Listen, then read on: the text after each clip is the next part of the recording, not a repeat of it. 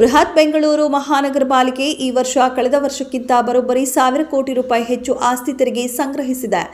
ಆಸ್ತಿ ತೆರಿಗೆ ಸಂಗ್ರಹ ಸಂಬಂಧ ಮಾಹಿತಿ ಬಿಡುಗಡೆ ಮಾಡಿರುವ ಬಿಬಿಎಂಪಿ ಈ ಬಾರಿ 4,930 ಕೋಟಿ ತೆರಿಗೆ ಸಂಗ್ರಹ ಮಾಡಲಾಗಿದೆ ಎಂದು ತಿಳಿಸಿದೆ.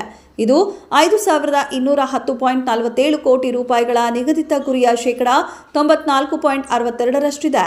ಬಿಬಿಎಂಪಿಯು 2025 ಹಾಗೂ 26ರ ಹಣಕಾಸು ವರ್ಷದಲ್ಲಿ ಹೆಚ್ಚುವರಿಯಾಗಿ 1,000 ಕೋಟಿ ರೂಪಾಯಿಗಳಷ್ಟು ಆದಾಯಗಳನ್ನು ಗಳಿಸುವ ಗುರಿಯನ್ನ ಹೊಂದಿದೆ.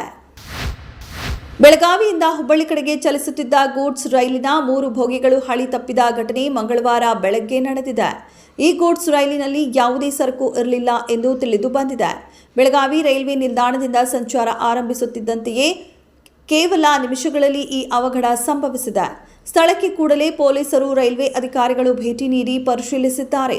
ಸದ್ಯ ಘಟನೆ ನಡೆದ ಸ್ಥಳದಲ್ಲಿ ಬೋಗಿಗಳನ್ನು ಬೇರೆ ಕಡೆ ಸ್ಥಳಾಂತರಿಸುವ ಕಾರ್ಯ ನಡೆಯುತ್ತಿದೆ ಎನ್ನಲಾಗಿದೆ. ಘಟನೆ ಕುರಿತು ರೈಲ್ವೆ ಅಧಿಕಾರಿಗಳು ತನಿಖೆ ನಡೆಸಲಿದ್ದಾರೆ. ಮೂಡಾ ಸೈಟು ಹಂಚಿಕೆ ಹಗರಣದಲ್ಲಿ ಸಿಎಂ ಸಿದ್ದರಾಮಯ್ಯ ಅವರಿಗೆ ಲೋಕಾಯುಕ್ತ ತನಿಖಾ ತಂಡವು ಬಿ ರಿಪೋರ್ಟ್ ನೀಡಿದ್ದನ್ನು ಪ್ರಶ್ನಿಸಿ ಸಲ್ಲಿಸಲಾಗಿದ್ದ ಅರ್ಜಿಯ ತೀರ್ಪು ಇಂದು ಹೊರಬೀಳಲಿದೆ. ಜನಪ್ರತಿನಿಧಿಗಳ ನ್ಯಾಯಾಲಯ ಈ ಕುರಿತು ವಿಚಾರಣೆ ನಡೆಸಿ ತೀರ್ಪನ್ನ ಕಾದಿರಿಸಿತ್ತು. ಸಾಮಾಜಿಕ ಕಾರ್ಯಕರ್ತ ಸ್ನೇಹಮಯಿ ಕೃಷ್ಣ ಅವರು ಲೋಕಾಯುಕ್ತ ಬಿ ರಿಪೋರ್ಟ್ ನೀಡಿದ್ದನ್ನು ಪ್ರಶ್ನಿಸಿ ಮೇಲ್ಮನವಿ ಅರ್ಜಿ ಸಲ್ಲಿಸಿದರು.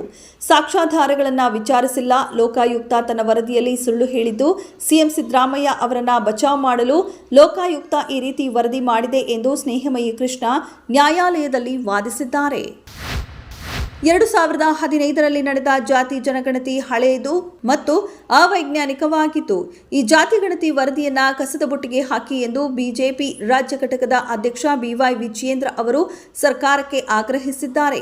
ಮುಖ್ಯಮಂತ್ರಿ ಸಿದ್ದರಾಮಯ್ಯ ಅವರಿಗೆ ಹಿಂದುಳಿದ ವರ್ಗಗಳ ಜನರ ಕಲ್ಯಾಣದ ಬಗ್ಗೆ ನಿಜವಾಗಿಯೂ ಕಾಳಜಿ ಇದ್ದರೆ ವೈಜ್ಞಾನಿಕ ರೀತಿಯಲ್ಲಿ ಹೊಸ ಸಮೀಕ್ಷೆಯನ್ನ ನಡೆಸಿ ಸರ್ವ ಪಕ್ಷ ಸಭೆ ಕರೆದ ನಂತರ ಅದನ್ನು ಕಾರ್ಯಗತಗೊಳಿಸಲಿ ಎಂದು ಹೇಳಿದರು.